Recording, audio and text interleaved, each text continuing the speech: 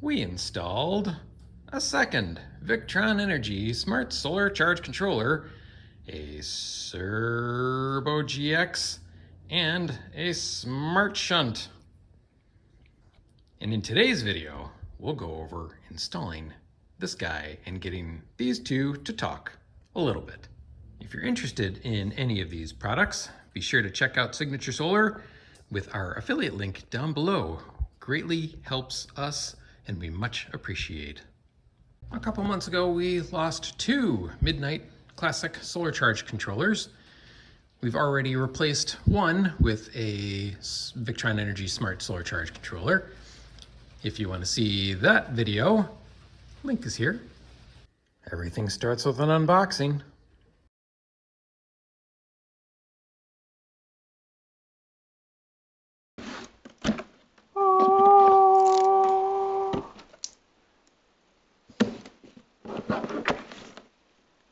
Pamphlets, and your key is in here too.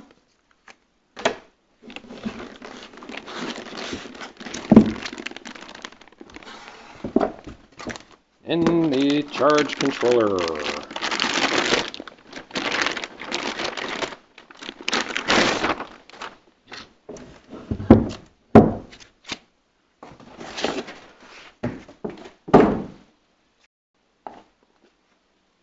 And finally,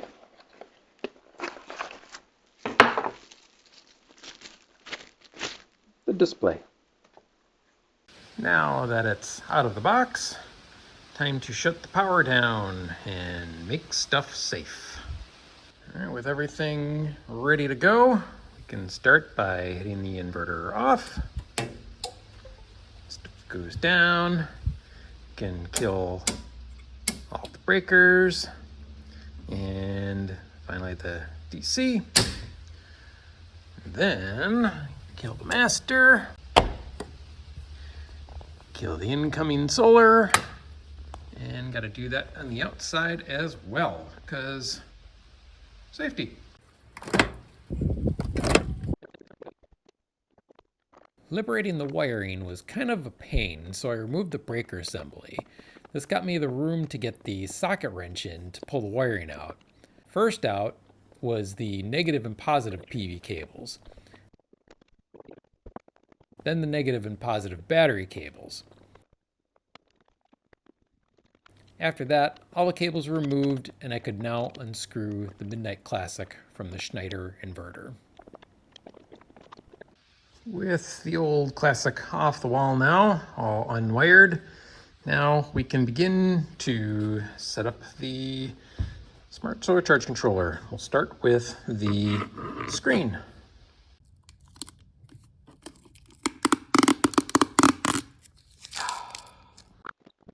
I put a couple of screws into the wall and then attached the Smart Solar pluggable display into the unit. Now that the new charge controller is hung, we can start to wire it up. First up, I screw in the negative battery cable. The space is tight and the cables are thick, which makes this fun.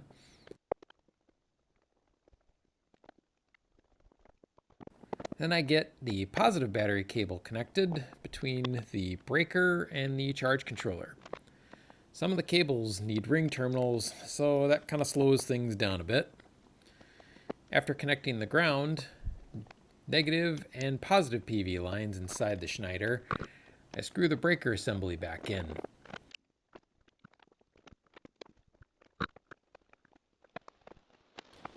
I move on to screwing in the negative and positive PV wires into the charge controller and finish with the ground cable.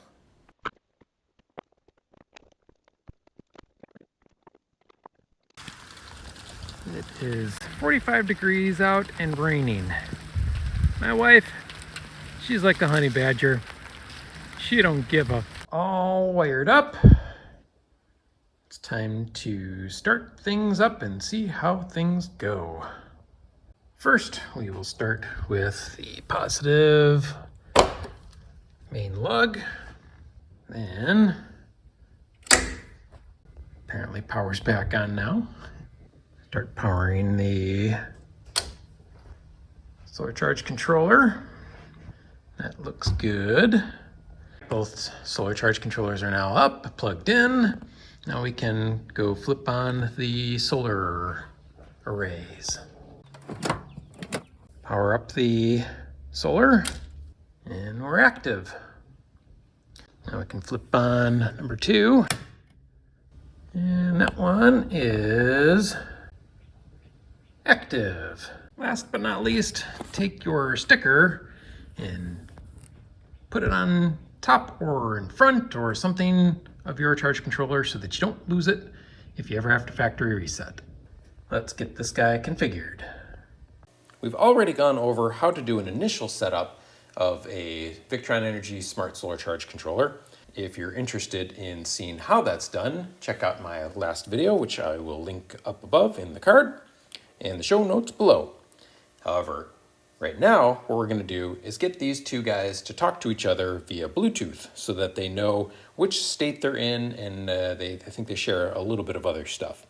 So, for starters, we're going to go into the barn shipping container array, and then we are going to go up to the cog up in the top right, and then going to go to the VE Smart Networking, and we are going to create a network.